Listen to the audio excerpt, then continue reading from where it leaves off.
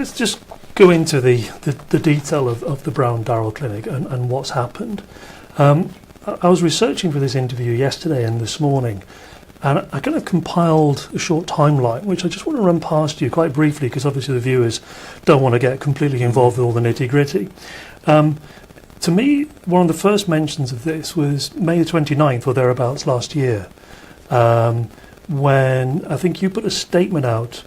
We said in an email dated May the 16th, 2017, the Bermuda Health Council informed the BHCS and Brown Darrell that, effective June the 1st, 2017, payments for the MRI and CT scans will be reduced by as much as 78%. Following July, you talked about having to take pay cuts because of this situation. And then last week, January the 14th, actually, I think it was, you said few businesses could survive an 87% cut. I take it there's been a typo somewhere, in revenue with only 2 weeks' notice. You've had more than 2 weeks' notice, haven't you? No, not really, not formal notice. Because that's the way you knew about it last May. I knew about the threat 5 years ago. So if you want to go back to 5 years ago and say, well, you knew it was coming, I couldn't argue with you. But in terms of official notification, I've handed you an email that shows that on May 15th, 2017, I received an email from Ms. Carlington at the Bermuda Health Council indicating that these cuts would go into effect. So I knew all along there was an effort. This is not something that just started. In 2013, the then CEO of the Health Council indicated that it was her intention to begin the reduction in healthcare costs by starting with diagnostic imaging. To this day, I don't know why. I asked her why. She said, because you're low-hanging fruit. And I still don't know what that means either. Easy to pick. Easy to pick. And I thought that that was not very scientific, not very fair, not very just. Jerome, I have been in support of healthcare reduction, healthcare cost reduction for all of my professional life. And I have worked in California, Washington, D.C., other places where I've always lobbied for, worked for reduction in healthcare. And in our own practice, we go a long way to try to see to it that people don't spend unnecessarily. But to be singled out as an entity in the healthcare reduction exercise, to be singled out without any justification, to me is unfair. Just getting back a little bit on that, I mean, I take that point, and I want to come back onto the healthcare costs later on. But it was stated these cuts were coming on June the 1st last year. So what happened between June the 1st and the end of January this year? Why weren't they implemented, do you know? I don't know. I think they were talking about them. From what I understand, the technical officers made one recommendation for cuts, submitted that to the board, the political appointees, and they slashed it further. So I think that process itself took a while. So what's happened with you between June the 1st last year and now? I feel like you've been fighting for these cuts. You're aware they're going to happen at some stage. Were you given extra notice in that time of when they were happening? No. As I said, there've always been little tidbits of threats that the prices were going to be cut. We were not going to be surprised by a reduction. But when we saw the extent of this slashing, we knew then that there was a vendetta component to all of this. You just don't cut a CT of the brain from 1,400 or 1,200 down to 275. It's just, that's not done. Now, they claim that they used RVU methodology, which is the relative value unit. And I can tell you that that has been a total joke because it was not RVU methodology. I mean, they issued a statement saying it was that. Yes, because they issue statements like that because most people don't know what they're talking about. Most people who read it. So when I say they, I mean the Bermuda Health Council said that they use that methodology. That is an American methodology. And in the United States, RVU methodology is something that is done by doctors. So I think in the U.S. it's something like 31 doctors who are on this committee. And they come together, they represent various specialties and what have you. And then they are assisted by health economists, health pricing experts, and they arrive at reductions or increases in a comprehensive way across the board. So that I might have something that I do that is cut. John Smith, who is an ENT specialist, he may have something cut that he does, but never is RVU methodology applied in such a targeted fashion. I mean, the Bermuda Health Council, just putting the other side of the story, categorically denies that. I mean, it actually says... Well, they would have to. But it says in print that there was a 2-year consultation process and it adopted a staggered approach to its implementation. The new methodology was applied to ultrasound and X-ray imaging in 2015 and MRI and CT services in 2017, and it denies categorically targeting you. You mentioned X-ray. Let me tell you a little bit about targeting. To this day, and they may have made a change recently, but when we received notice of the cuts, Bermuda Healthcare received $66 for a chest X-ray, and the hospital received $335. Now, there's no RVU methodology in the world that can be used to justify that. So, and I can point out other instances of it as well. I can't say what the individual used to arrive at these prices, but there are just so many irrational costs in there. For example, a CAT scan of the arm is reimbursed at a lower rate than an ultrasound of the arm.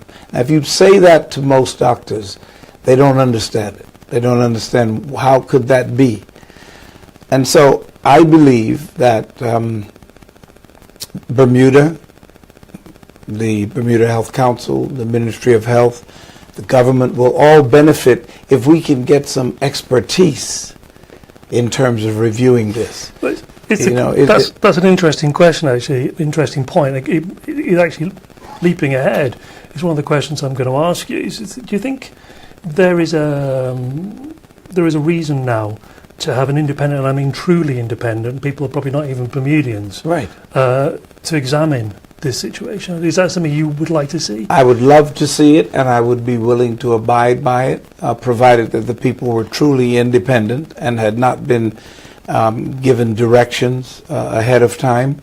A true and honest, independent review of all medical fees in Bermuda by people whose credentials have been established. Unfortunately, in Bermuda, we only have one person who is called a health economist. One person. Small island. But these prices affect people's lives, and so therefore you want to get it right as quickly as you can. Have you suggested that? I have suggested it. What response did you get? I suggested, actually, I shared it with Zane, and I think he took it further. But I think what happened here is that the Health Council boxed in the PLP government. This was really an OBA government initiative. This was something that where Mr. Moniz was directly involved, and at the time that the Health Council made this decision, the council was full of OBA candidates, political consultants to the minister, Moniz, and so I can't say that there was any attempt to be objective. Sorry to interrupt. I just want to be clear. Mr. Moniz was health minister at the time, or? At one point, he was the health minister. Okay. But when Mr. Richard Ambrosio was appointed, I don't know whether Mr. Moniz was the minister then. Okay, I do know that he eventually, it became known that he was Mr. Moniz's political consultant. Going back to you said it's inherited by the PLP. Right. The health minister, Kim Wilson, has made it plain that a review is ongoing. Yes. And they expect of fees and charges, I guess, for this and other fees, and they'll be announced later on this year. Have you had any involvement in that? No, I haven't had any involvement in that. That's promising, that somebody's talking about reviewing all of the fees and stop this piecemeal targeting kind of approach. It's not scientifically sound, and it is morally unjustified. The health minister did step in, and it has been reported that they gave you, I suppose, for want of a better phrase, a subsidy. Yes, a grant. They called it, It was a grant, was yes. it? So this wasn't a settlement as such, in terms of you agreed to settle this amount of money. It was $778,000, I believe. Yes. So how did that Yes. work? Was that a contract that you had, a settlement with the government? It was a settlement in the sense that there was court action pending. From you? Yes. Against the Health Council? Yes, and we agreed to withdraw that particular action. So this was part of the settlement? Yes. So what were the terms of the settlement? Are you at liberty to say? Well, no, I can only say that in terms of the grant, what the minister said is absolutely accurate. But I liken it to my having my wallet stolen. And I say, Jeremy, I know who stole my wallet. And you say, how much did you have in it? And I say, $100. And you say, well, here's 50. Well, thank you. I appreciate it, and thank you very much. However, I had credit cards. I still have $50 that I'm out of. And so what I've said is the government has definitely taken steps to help us some. But we suffered staggering losses since June 1. So that's June 1 is when the cost came in? That's right. And our losses were so staggering that in spite of what the government has done for us, and we do appreciate that, looking at the new numbers that the government established, those numbers are still 40, 50, 60% below what it used to be prior to June 1. And we just can't operate in a viable way. You mentioned the court case. Can you just tell me what the court case was about? The court case was about this unfair targeting that we say we experienced from the Health Council. We say that the lapsing of time and the exchange of emails does not necessarily constitute consultation. Real consultation would have put me across the table at least once from the people on the Health Council, and the only time I've ever done that is when I asked for it. I asked for an appearance, and that didn't go far. So I don't think that the consultation, the absence of real, meaningful consultation, was at the root of our It was at the court lawsuit. case then that you were Yes. claiming that there was no consultation? Yes. Okay, and the court case was settled out of court Yes. with this settlement, Yes. and that wasn't enough to keep you going? No. It was enough to help us out, but it was not enough to help us to keep going. And in other words, back to the wallet analogy, what about the original theft? You know, Just to the average layman, I mean, certainly to me, it seems like a heck of a lot of money. Yeah. $778,000, Yes. and that's not enough to keep you yes, going. it does. You see, there are two aspects of that I'd like to deal with. $700,000 sounds like a lot of money, and it is a lot of money. There are many people in Bermuda who look at that number and say, well, what does he want? Well, I want justice. I want justice. The other thing is, I know it's unusual to associate a black business with that kind of money, but that's what our costs are relative to it. You know, this machine, to get the Brown Darrell CT up and running cost in excess of $3 million.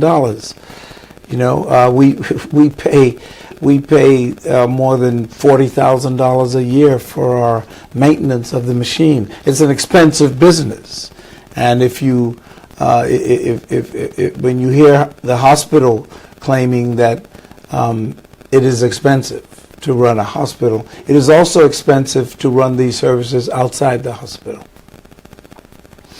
Do you accept that charges for MRIs and CT scans have been very high for years? No, I don't accept that they've been very high. I accept that the CT prices have been consistent with the relative value in Bermuda. This is Bermuda, where a loaf of bread costs twice as much as it does in New York or more. Bermuda is an expensive place. In fact, some people said it's one of the more expensive places in the world. So the CT reimbursements, I think, have been consistent with the cost of living in Bermuda. The MRI prices, same thing. I would note, though, that Bermuda Healthcare agreed to accept 20% less than King Edward on MRIs, and that was in 2004. Because we needed, that was a matter of negotiation, and then we said, you know what, we think we can make it on this. And we never came back to the table asking for the fees to be equalized. It's been recorded, I don't know if you accept this, that Bermuda also has the highest incidence of usage of CT scans and MRIs than anywhere in the world. That may be. Bermuda is also sicker than most places in the world. I've given you some information that will show you that Bermuda is very high on the list in a number of areas. Yes. Amputations are done in Bermuda out of proportion to our population because of the diabetes. Well, and that's a fact. And if diabetes causes there to be more amputations, then surely it can cause other conditions. You know, if too many scans are being done, I think first you should go to the hospital. The hospital does 20-some thousand scans a year, and we do about 1,000, a little over 1,000 CT scans a year. So if there are excessive scans being done, I'd suggest that the first place to check would be the hospital. Almost a final question on this, because we've got other topics to discuss. I was kind of thinking about this yesterday and overnight and this morning, that I'm here sitting with the former leader of a Labour Party, Yes. who maybe to some people might come across as fighting lower healthcare costs, which is what a Labour Party might be about. How do you reconcile No, that? I am not fighting lower healthcare costs. Let me repeat that. I am not fighting lower healthcare costs. I am fighting the lowering of healthcare costs on us and us alone. Yes, the hospital was cut back, but then it was compensated for by increasing fees for the operating room. So we already know that the including the hospital in the cut was what I call a cosmetic cover. What happens we're sitting here in the Brown Darrell Clinic, what happens on January the 31st of this building? Well, I don't know yet. I know that in addition to CT, we're going to have to stop X-ray as well, because in the past, in order to be efficient, economically efficient, our CT tech also does the X-rays at Bermuda Healthcare. So if we don't have CT and we don't have the CT tech, chances are we won't be able to do x-rays as well. So we're probably going to lose both capabilities on January 31st. I don't look forward to it, but... Will the building close? I don't know if it's used for anything else. Right. At the moment, there's another doctor in here. He'll be moving out in a matter of weeks, and we have to make up our minds exactly what we can do. And we're considering... So you said it would close on January the 31st, but that's not the, quite... The CT unit closes. Definitely will. Right, but Okay. there are other things happening in here. And I'm hoping that we're going to find a way to keep the rest of it going, and hopefully the rest of it may be successful enough to cover some of the expenses, to keep it open. We don't want to close. That's a strictly economic decision. It's not a political decision or emotional decision. It's economic. And just for clarity, excuse me, the Bermuda Healthcare Services, that's unaffected, still be offering MRIs and etc. Yes, that is correct. We will still be operating there, and unless we get a notice next week that they're cutting those fees by 80%. Well, they're under review, so I wouldn't expect to get one. That'd be quite surprising. We'll see.